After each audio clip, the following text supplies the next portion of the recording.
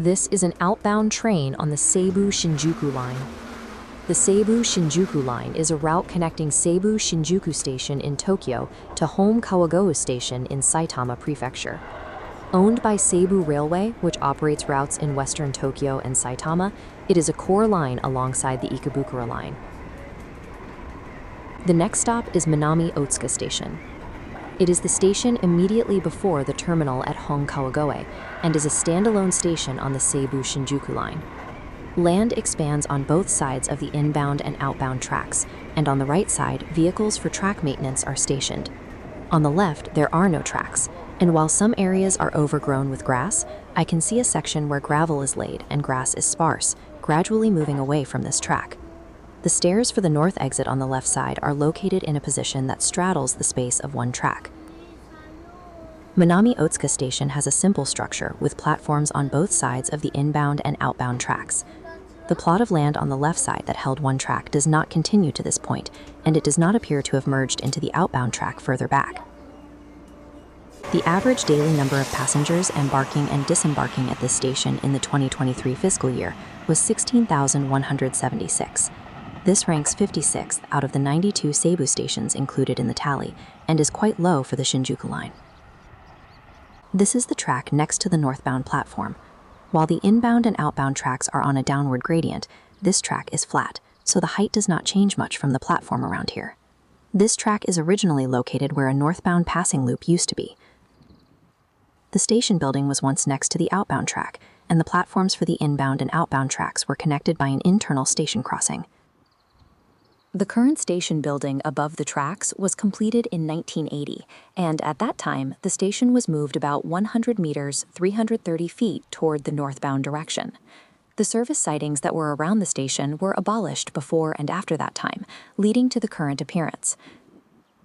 The reason there is land beyond the outbound platform is a remnant of where the platform and station building used to be. Because the station moved toward the northbound side, the track that was next to the outbound platform is positioned so that it moves away from the outbound track in the middle of the platform. Two rails remain firmly before and after the railroad crossing, suggesting that tracks once existed along the curve. However, beyond that, the rails are lined up on the left side, and the equipment has been organized. There are also no tracks next to the outbound platform, which was not visible in the front view, and only some gravel remains. This track, whose traces have completely faded, is different from the nameless service sidings that were around Minami-Otsuka Station.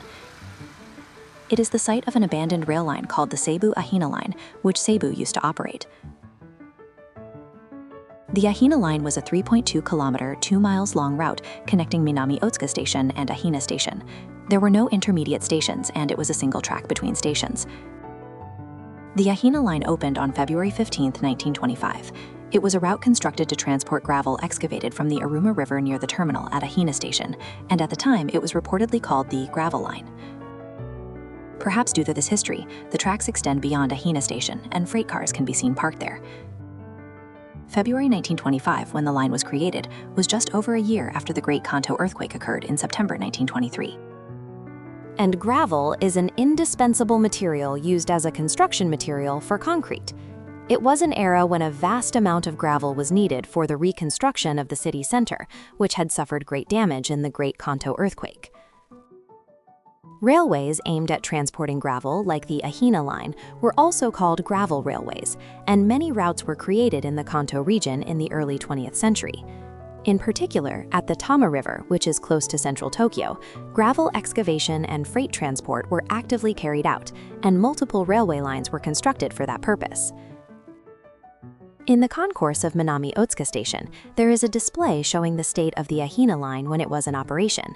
There is a map on the floor showing the location of the Ahina Line, and at the location where Ahina Station was, there is a mark that says Minami-Otsuka Ahina Line Memorial. And in the center of this is a replica of a locomotive that was active at the time. On nearby glass, there are also photographs ranging from steam locomotives before electrification to electric locomotives after electrification. Furthermore, the Ahina Line was electrified after the war in February 1949. There are also photos capturing electric locomotives pulling several freight cars, suggesting that gravel transport was reasonably active even after World War II. At Minami-Otsuka Station, daytime trains basically run at 10-minute intervals, and benches for waiting for trains are located not only on the platforms, but also in the concourse. On the other hand, gravel excavation began to have various adverse effects on the river. As the riverbed lowered, the foundations of bridges became exposed, increasing danger, and stirring up the riverbed worsened water quality. Since the supply of gravel from upstream was lower than the amount of gravel being excavated, gravel excavation was regulated starting from downstream areas. This is because if too much gravel is taken downstream and the riverbed drops, seawater flows backward during high tide, causing serious damage to agriculture and other industries. In 1964, gravel excavation in major rivers, including the Iruma River, was completely banned, and gravel railways also ended their roles. Meanwhile, as suburban residential development progressed and demand along the lines increased, some gravel railways were converted into general railway lines and remain today. On the same Seibu network, the Tamagawa line connecting Musashi Sakai and Koramasa is one such example. Gravel was excavated from the Tama River flowing near Koramasa Station and transferred to the Chua line at Musashi Sakai Station. Freight transport on the Tamagawa line was abolished in 1967, and since then it has survived while handling commuting and school transport, as well as serving as an access route for Tama Cemetery and the Tamagawa boat race course located along the line. However, the Ahina line had the disadvantage of being far from the city center. Perhaps because there was little room to develop the areas along the line to generate commuting demand and sustain it as a general railway line, it was suspended in 1963. No trains ran after that, and it was officially abandoned on May 31, 2017. This was approximately 92 years after the opening of the line and approximately 54 years after its suspension. From here, I will look at the current state along the line. Where does the reason lie for the 54-year gap between suspension and abandonment, and for the loss of over 12 billion yen, $80 million? These are the track remnants before and after the crossing that were visible from the outbound platform earlier. The sleepers are made of concrete. Are the sleepers piled up in the foreground, the ones left over when the Ahina line tracks were stripped? The land for double tracks is only for about 150 meters, 500 feet, within view. And from there, land for a single track continues. In front of the intersection, I can see the rails lined up on the left and right up close. Looking closely, the height of the rails themselves differs between the left and right. It appears the rail in the foreground was the original one, and the rail in the back was relocated to the foreground.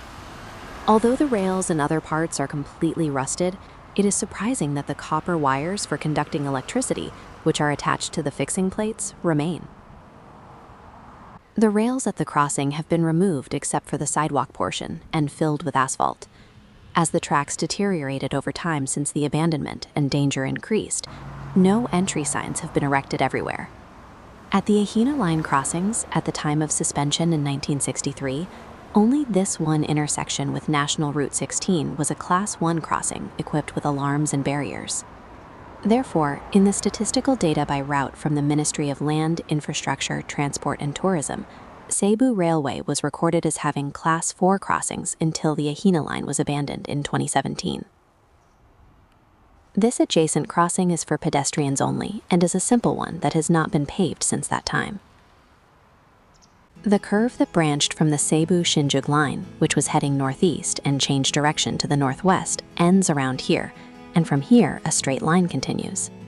The fact that the tracks to be laid in a long straight line with few houses yet suggests that the area along the line had not yet developed.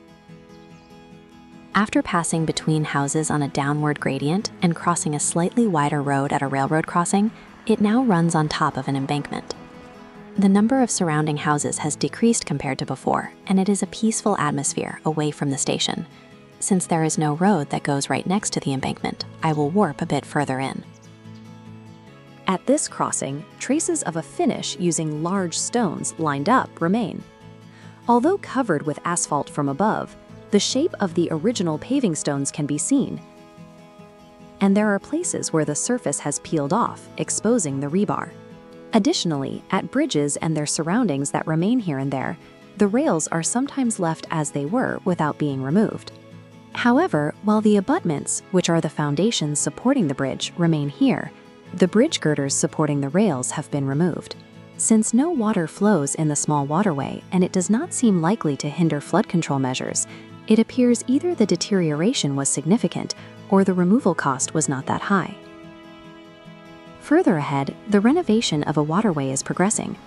Only the part intersecting with the tracks is under renovation, and particularly in the back left, the renovation is finished and a clean fence has been installed. Since the land still belongs to Seibu even after the abandonment, adjustments seem necessary for the renovation of intersecting points. On the other hand, there are locations where bridges over waterways remain. Back there, water drained from the rice field on the left is sent to the right through a pipe, and there is a bridge crossing the water that has emerged on the surface. The bridge girder is a simple one based on H-shaped steel joined in several places, and it remains today. The sleepers in this area are made of wood, and while they are completely decayed, a few components called dog spikes that fix the rails to the sleepers still remain. This area is roughly the halfway point of the route. I proceed further ahead. It can be seen that this crossing was originally only on the back left, and the right side was filled in due to the widening of the road. Since the appearance of the asphalt is different, it seems the widening was done in 2 stages. And from here, the tracks cut through the middle of a forest. There are almost no houses around and no roads along the tracks, so I have no choice but to take a detour on the road next to a transport company's base. There are places where illegally dumped trash and home appliances are scattered, giving it a somewhat unsettling feel. At that corner, the road approaches the tracks, so I can see the abandoned line remnants up close. At my feet, there are boundary markers for railway land, and there are also several poles that seem to indicate the boundary.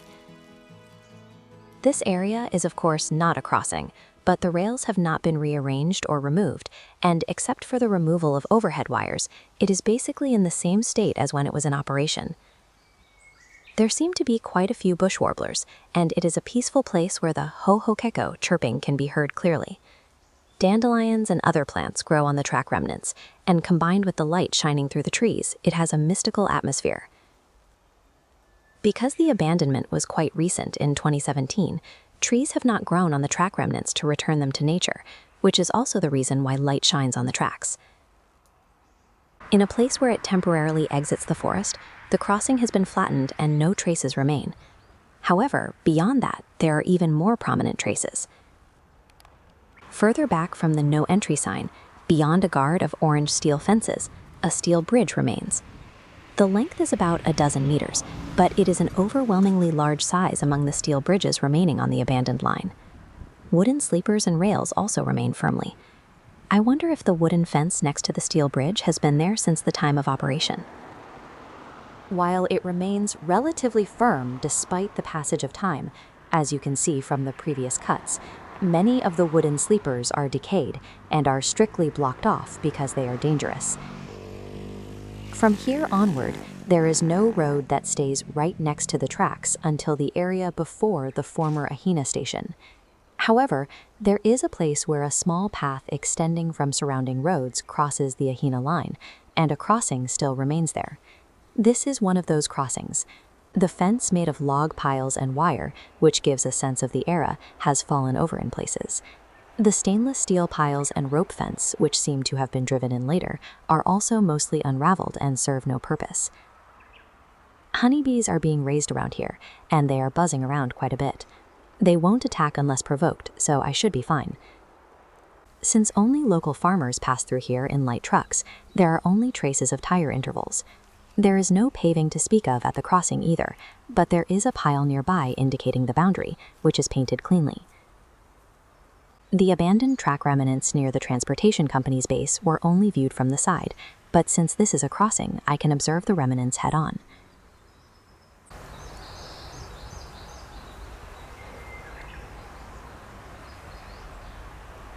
Depending on the route, land is sometimes handed over to local municipalities along the line to become cycling roads or developed as residential areas, but there is almost no such movement on the abandoned Ahina Line. Perhaps not even light trucks pass through the adjacent crossing, as there are no traces of tire intervals and it is quite buried. Furthermore, before the Ahina Line was suspended, fields and the like expanded around here, and there were almost no trees. In an aerial photograph from 1961, just before the suspension, that situation is clearly shown. There was no movement for a while after the suspension, and trees seem to have increased after the 1980s. From around here, the tracks turn into a left curve and continue to the terminal at Ahina Station. That over there is Saitama Prefectural Road 114. Although it intersects with the Ahina Line tracks, the foundation of the road is made to completely block the tracks, and it is not a structure intended for the resumption of the Ahina Line. The road was built in 1993, and the fact that resuming the route had become difficult even before it was officially abandoned is apparent. I could not confirm track remnants immediately past the bridge, but proceeding a bit further, I see tracks buried in the soil. The sleepers are not visible, and only the rails can be seen in places. The tree on the left is too close to the tracks, so it looks as if one that grew shortly after the suspension has become large. One of the rails is bent sharply. This is to secure a place for cars to pass through further back. Outdoor-type cars come and go on the unpaved road, and dust flies. Here, there is a training course exclusively for motorcycles, managed and operated by an NPO. It is quiet now, but when bikes are running, the roar of engines echoes and dust flies. Past the road where the car was passing just now, beyond that water pipe bridge, is the former Ahina Station. There is a large stump in a place continuing straight from the tracks, giving a sense of the passage of time. Near here, there is a factory that collects stones from land where the Iruma River once flowed to make concrete aggregate, and the sound of heavy machinery echoes. Although gravel excavation in the river was banned, that place is fine because it is away from the river. And in a place corresponding to the south of the former Ahina Station, something like remnants of a platform can be seen slightly. Nearby, there is a mysterious block of concrete. A bit further away, there is another block as if to form a pair. Based on the shape, they look like bridge piers for a steel bridge, but since it is hard to believe a steel bridge was here, their identity is a mystery. There is a small path next to the site, and the station site can be overlooked from a slightly high place. Even when viewed from a high place, the former station site is covered with grass, and it is impossible to imagine that this was once a station. Looking closely at a corner of the site, there is only a cleanly painted boundary marker, similar to the crossing I saw earlier, which reveals that this was once a railway facility. While the Ahina Line's traces are fading as time passes since its abandonment, did you know that there was once an opportunity for its revival? That was in 1987, when a plan was announced to quadruple-track the section between Kami-Shakaji Station and Seibu Shinjuku Station, in response to increasing passengers on the Seibu Shinjuku Line. Speaking of quadruple tracking, it is normal to line up 4 tracks side by side, but this plan was to provide express tracks at a depth of 40 to 60 meters, 131 to 197 feet underground, below the existing tracks to achieve quadruple tracking. Since creating intermediate stations would costs to explode and the construction period to extend, the only stations on the express tracks were Takahanbaba and Seibu Shinjuku. Because Seibu Shinjuku Station was far from other lines and transfers were inconvenient, the aim was to provide the express track platform in a location closer to other lines to improve transfers. This plan received certification as a specific urban railway improvement project in December 1987. This is a system established to support railway companies that required large-scale investment for transport improvement. It is a mechanism that allows railway operators to raise fares for 10 years to accumulate funds as construction costs, and then draw them down over the 10 years following the completion of construction to return them to users. This was triggered by a guideline issued in a 1985 report by the Trans-North Policy Council to keep the congestion rate of railway lines in the Tokyo area below 180%. Several major private railways in the Kanto region use this system, and projects like the quadruple tracking of the Odakyu-Odawara line and the enlargement of Keio-Inokashira line vehicles used this system to manage construction costs.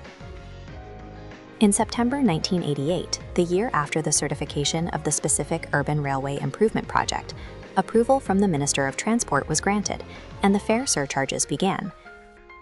The investigation and design of the underground tunnels were entrusted to the Japan Railway Construction Public Corporation, JRCC, and construction was partially commenced. However, this plan soon hit two walls.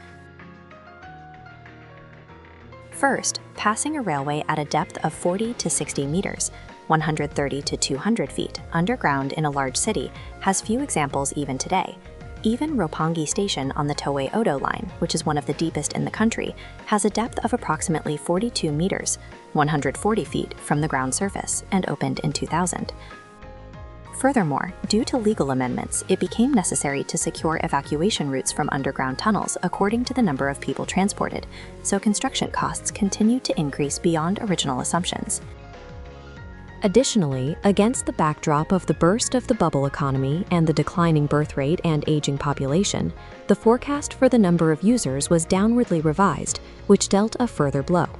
In response to the situation of rising costs and decreasing profit prospects, it was decided in January 1995 to postpone the plan indefinitely.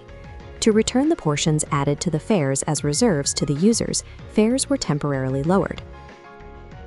On March 31, 2008, when the original scheduled completion deadline for the quadruple tracking work arrived, the licenses were not extended and expired, and the quadruple tracking plan vanished into thin air.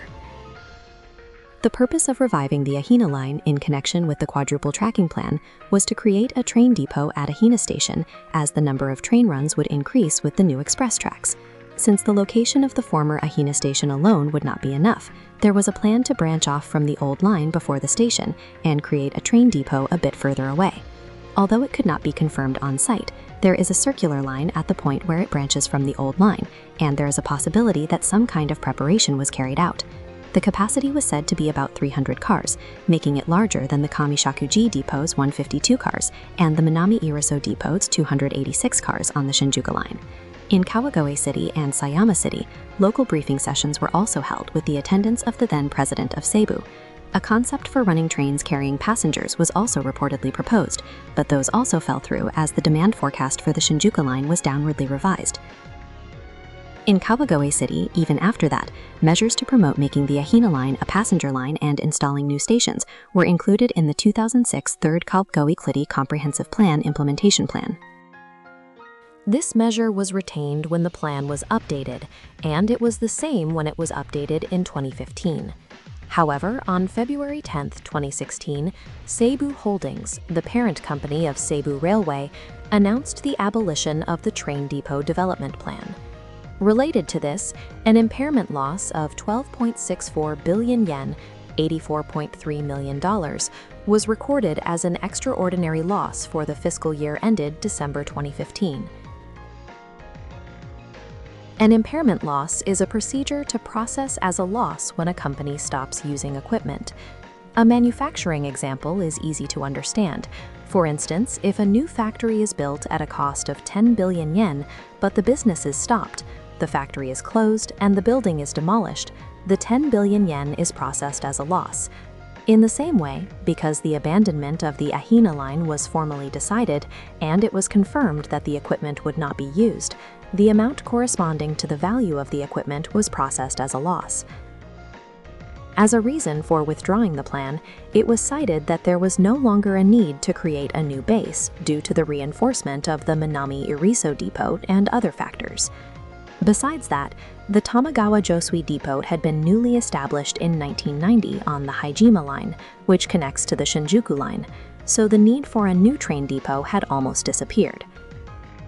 The abandonment procedures for the Ahina Line proceeded after the withdrawal of the depot plan, and it was officially abandoned on May 31, 2017. This was approximately 92 years after the opening of the line and approximately 54 years after its suspension. Equipment has been gradually removed since the suspension, and with it being formally abandoned in 2017, the removal of facilities is progressing, and the remnants are certainly fading. Minami-Otsuka Station has a bicycle rental port, and the area along the line can be easily explored.